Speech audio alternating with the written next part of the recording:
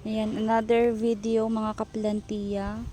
So, I just wanna flex itong napakalaking dalayap kung tawagin dito sa amin sa Pangasinan. This is kind of citrus fruit. Pero sobrang asim niya.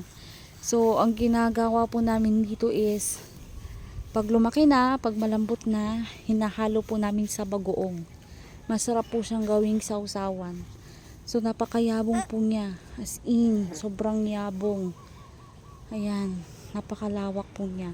From there, up to here.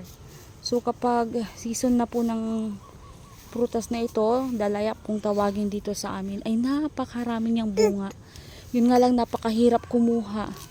Lalong-lalo na dito sa loob. Ayan, dahil napakasukal. Ayan, mas masukal siya. So, ito po yung sample ng kanyang bunga. This one, pero maliit pa yan. May mas lalaki pa dyan. Ito mayroon malaki. Pero parang hindi na ata siya ganun kaganda. Overripe. Ito, ayan. Hindi siya maganda. Ayan, pero meron pang mas malaki dito. Oo, siya ang pinakamalaki. Meron pang mas Hindi malaki. yan kakainin? Ayun.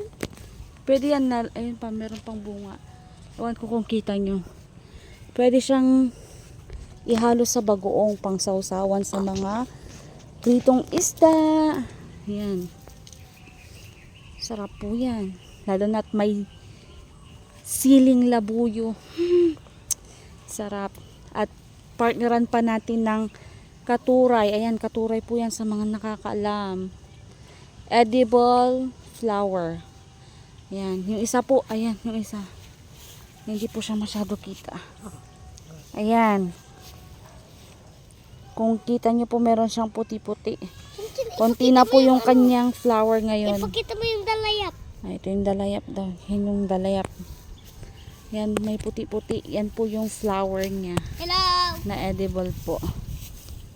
Oh, may saging pa dyan. So, that's all for today. Thank you.